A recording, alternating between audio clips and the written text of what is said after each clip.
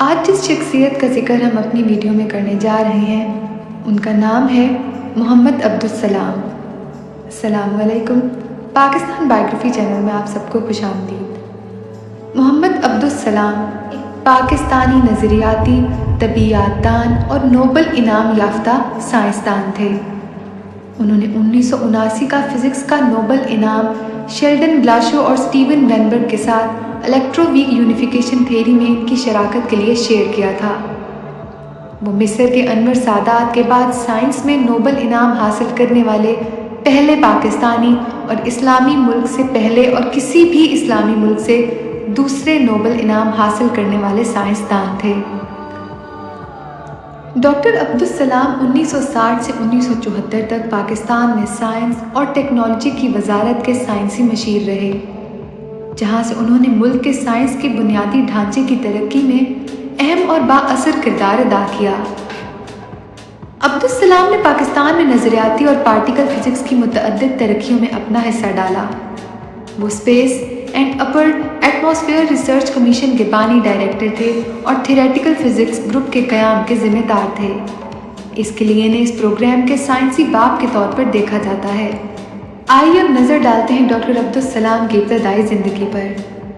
Doctor Abdul Salam Jhang میں چودھری محمد حسین اور حاجرہ حسین کے ہاں پیدا ہوئے، ایک پنجابی مسلمان خاندان میں جو اسلام میں احمدیہ تحریک کا حصہ تھے۔ ان کے دادا گل محمد ایک مذہبی اسکالر ہونے کے ساتھ ساتھ ایک طبیب بھی تھے، جبکہ ان کے والد ایک غریب کاشتکاری والے ضلع میں محکمہ تعلیم پنجاب میں ایک تعلیمی افسر تھے۔ سینٹ جان کالج کیمبرج وہ جگہ ہے جہاں عبدالسلام نے تعلیم حاصل کی۔ عبدالسلام نے بہت جلد پنجاب بھر میں اور بعد میں یونیورسٹی آف کیمبرج میں شاندار تعلیمی کارنامے کی وجہ سے شہرت قائم کی۔ 14 سال کی عمر میں سلام نے پنجاب یونیورسٹی میں میٹرک کے امتحان میں ریکارڈ قائم کیا اور سب سے زیادہ نمبر حاصل کیے۔ انہوں نے government college university of Lahore, Punjab state, برطانوی ہندوستان میں مکمل اسکالرشپ حاصل کیا۔ سلام ایک ہمہ گیر اسکالر تھے، اردو اور انگریزی ادب میں دلچسپی رکھتے تھے، جس میں انہوں نے مہارت حاصل کی۔ لاہور میں ایک ماہ رہنے کے بعد وہ مطالعے کے لیے بمبئی چلے گئے۔ 1947 میں وہ لاہور واپس آئے، لیکن انہوں نے جلد ہی ریاضی کو اپنی توجہ کے طور پر اپنایا۔ سلام کے سرپرست اور ٹیوٹرز چاہتے تھے کہ وہ انگریزی کے استاد بنے، لیکن سلام نے ریاضی سے وابستہ رہنے کا فیصلہ کیا۔ وہاں ایک چوتھے سال کے طالب علم کے طور پر انہوں نے ریاضی میں سری نواسا رمانوجن کے مسائل پر اپنا کام شائع کیا اور BA کیا۔ ان کے والد چاہتے تھے کہ وہ انڈین سول سروس میں شامل ہوں۔ ان دنوں ICS نوجوان یونیورسٹی سے فارغ التحصیل ہونے والوں کے لیے سب سے زیادہ بڑی خواہش تھی، اور سول سوسائٹی میں سرکاری ملازمین ایک قابل احترام مقام رکھتے تھے۔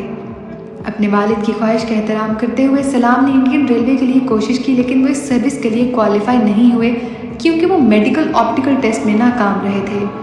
لاہور میں رہتے ہوئے سلام نے گورنمنٹ کالج یونیورسٹی کے گریجویٹ اسکول میں داخلہ لیا۔ انہوں نے 1946 میں گورنمنٹ کالج یونیورسٹی سے ریاضی میں MA کیا۔ اسی سال انہیں سینٹ جان کالج کیمبرج میں اسکالرشپ سے نوازا گیا، جہاں انہوں نے 1949 میں ریاضی اور طبیعیات میں ڈبل فرسٹ کلاس آنرز کے ساتھ BA کی ڈگری مکمل کی۔ 1950 میں انہوں نے کیمبرج یونیورسٹی سے اسمتھ کا انعام طبیعیات میں سب سے شاندار پری ڈاکٹریٹ شراکت کے لیے حاصل کیا۔ اپنی ڈگریاں مکمل کرنے کے بعد فریڈ ہول نے سلام کو مشورہ دیا کہ وہ تجرباتی طبیعیات میں تحقیق کے لیے کیونڈش لیبارٹری میں ایک اور سال گزاریں، لیکن سلام کے پاس تجربہ گاہ میں طویل تجربات کرنے کا صبر نہیں تھا۔ سلام جھنگ واپس آئے اور اسکالرشپ کی تجدید کی اور ڈاکٹریٹ کرنے کے لیے برطانیہ واپس آئے۔ انہوں نے کیمبرج کی کیونڈش لیبارٹری سے نظریاتی طبیعیات میں PhD کی ڈگری حاصل کی۔ ان کا ڈاکٹریٹ کا مقالہ کوانٹم تھیوری آف فیلڈز میں ترقی کے عنوان سے کوانٹم الیکٹرو ڈائنامکس میں جامع اور بنیادی کام پر مشتمل تھا۔ جب تک یہ 1951 میں شائع ہوا، انہوں نے پہلے ہی اسے بین الاقوامی شہرت اور ایڈمز پرائز حاصل کر لیا تھا۔ اپنی ڈاکٹریٹ کی تعلیم کے دوران ان کے اساتذہ نے انہیں چیلنج کیا کہ وہ ایک سال کے اندر ایک ایسا پیچیدہ مسئلہ حل کر لیں جس نے پال ڈیرک اور رچرڈ فین مین جیسے عظیم دماغوں کی مخالفت کی تھی۔ 6 ماہ کے اندر سلام نے میسن تھیوری کی ازس و نو تشکیل کا حل تلاش کر لیا تھا۔ ڈاکٹر عبدالسلام بہت ہی پرائیویٹ شخص تھے جنہوں نے اپنی عوامی اور ذاتی زندگی کو بالکل الگ رکھا۔ انہوں نے 2 بار شادی کی اور موت کے وقت ان کے پسماندگان میں 3 بیٹیاں اور 1 بیٹا ان کی پہلی بیوی سے اور 1 بیٹا اور 1 بیٹی ان کی دوسری بیوی پروفیسر ڈیم لوئی جانسن سے تھیں۔ 1951 میں ڈاکٹریٹ کی ڈگری حاصل کرنے کے بعد عبدالسلام گورنمنٹ کالج یونیورسٹی میں ریاضی کے پروفیسر کے طور پر واپس لاہور آئے، جہاں وہ 1954 تک رہے۔ بعد کی صلاحیت میں عبدالسلام نے انڈر گریجویٹ نصاب کے ایک حصے کے طور پر کوانٹم میکینکس کا کورس متعارف کرواتے ہوئے یونیورسٹی کے نصاب میں اپ ڈیٹ کرنے کی کوشش کی، تاہم اس اقدام کو جلدی وائس چانسلر نے واپس کر دیا اور سلام نے باقاعدہ نصاب سے باہر کوانٹم میکینکس میں شام کا کورس پڑھانے کا فیصلہ کیا۔ جبکہ عبدالسلام کو یونیورسٹی میں ملی جلی مقبولیت حاصل تھی، وہ ان طلباء کی تعلیم کی نگرانی کرنے لگے جو خاص طور پر ان سے متاثر تھے۔ اس کے نتیجے میں ریاض الدین عبدالسلام کے واحد طالب علم رہے جنہیں سلام کے تحت لاہور میں انڈر گریجویٹ اور پوسٹ گریجویٹ سطح پر اور کیمبرج یونیورسٹی میں پوسٹ ڈاکٹریٹ کی سطح پر تعلیم حاصل کرنے کا اعزاز حاصل ہوا۔ 1954 میں عبدالسلام نے فیلوشپ لی اور پاکستان اکیڈمی آف سائنسز کے ابتدائی فیلوز میں سے ایک بن گئے۔ 1957 میں انہیں امپیریل کالج لندن میں کرسی سنبھالنے کے لیے مدعو کیا گیا اور وہ پال میتھیوز نے امپیریل کالج میں تھیوریٹیکل فزکس ڈپارٹمنٹ قائم کیا۔ جیسے جیسے وقت گزرتا گیا یہ شعبہ ان باوقار تحقیقی محکموں میں سے ایک بن گیا۔ 1957 میں پنجاب یونیورسٹی نے پارٹیکل فزکس میں ان کی خدمات پر سلام کو ڈاکٹریٹ کی اعزازی ڈگری سے نوازا۔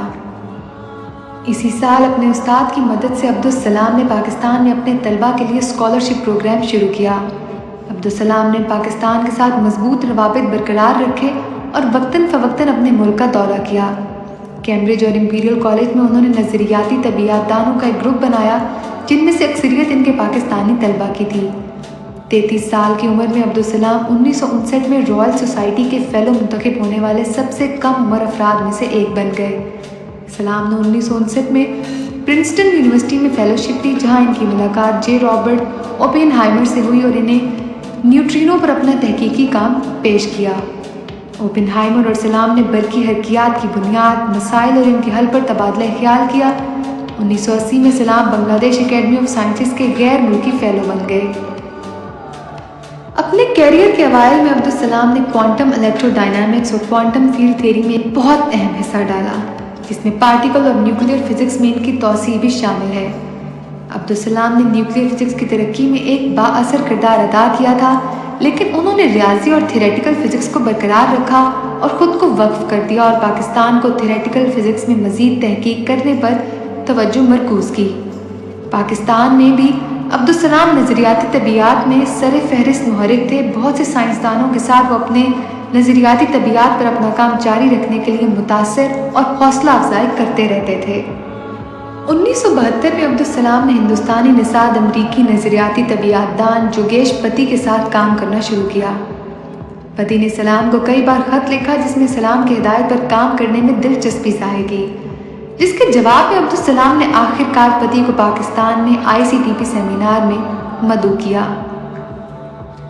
1967 میں سلام نے الیکٹروویگ یونیفیکیشن تھیوری کو ریاضیاتی طور پر ثابت کیا اور آخر کار پیپرز شائع کیے۔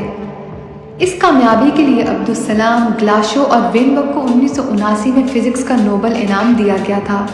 نوبل پرائز فاؤنڈیشن نے سائنسدانوں کو خراج تحسین پیش کرتے ہوئے ایک بیان میں جاری کیا جس میں کہا گیا تھا کہ ان کے درمیان متحد کمزور اور برقی مقناطیسی تعامل کے نظریے میں ان کی شراکت کے لیے ابتدائی ذرات بشمول دوسری باتوں کے ساتھ کمزور غیر جانبدار کرنٹ کی پیشن گوئی کی وجہ سے یہ ایوارڈ ان کو نوازا گیا ہے۔ عبدالسلام نوبل انعام کا تمغہ اپنے سابق پروفیسر انیلیندر گنگولی کے گھر لے گئے جو انہیں لاہور کے سناتن دھرم کالج میں پڑھاتے تھے، اور تمغہ ان کے گلے میں ڈالتے ہوئے کہا کہ جناب انیلیندر گنگولی، یہ تمغہ آپ کی تعلیم کا نتیجہ ہے، ریاضی کی محبت جو آپ نے مجھ میں ڈالی۔ نوبل انعام حاصل کرنے کے بعد بھی ڈاکٹر عبدالسلام نے پاکستان واپس آ کر گورنمنٹ سیکٹر میں بہت کام کیا۔ انہوں نے space program, nuclear weapons program میں اپنا بھرپور حصہ ڈالا۔ وہ جانتے تھے کہ پاکستان کو اس کی کتنی ضرورت ہے۔ ڈاکٹر عبدالسلام کا انتقال 21 نومبر 1996 کو 70 سال کی عمر میں آکسفورڈ انگلینڈ میں پروگریسو سپر نیوکلیئر فالج سے ہوا۔ ان کا تصدیق کہ پاکستان واپس لایا گیا اور دارالضیافات میں رکھا گیا، جہاں تقریباً 13,000 مرد و خواتین ان کے آخری دیدار کے لیے تشریف لائے تھے۔ ڈاکٹر عبدالسلام کو اپنے والدین کی قبروں کے ساتھ ربوہ پنجاب پاکستان میں دفن کیا گیا تھا۔ پاکستان میں عبدالسلام کا کام ناقابل رسائی رہا اور انہیں انتہائی بااثر سمجھا جاتا ہے۔ تو ناظرین، یہ تھی ڈاکٹر عبدالسلام کی سوانح حیات۔ امید ہے آپ کو ہماری باقی ویڈیوز کی طرح یہ ویڈیو بھی اچھی لگی ہوگی۔ اگر آپ کو ہماری ویڈیو پسند آئی ہے تو اسے لائک اور شیئر کرنا مت بھولیں۔ اپنا فیڈ بیک ہمیں کامنٹس کے ذریعے ضرور بتائیں اور ساتھ ہی ساتھ ہمارے چینل پاکستان بایوگرافی کو سبسکرائب بھی کر دیں۔ بہت شکریہ۔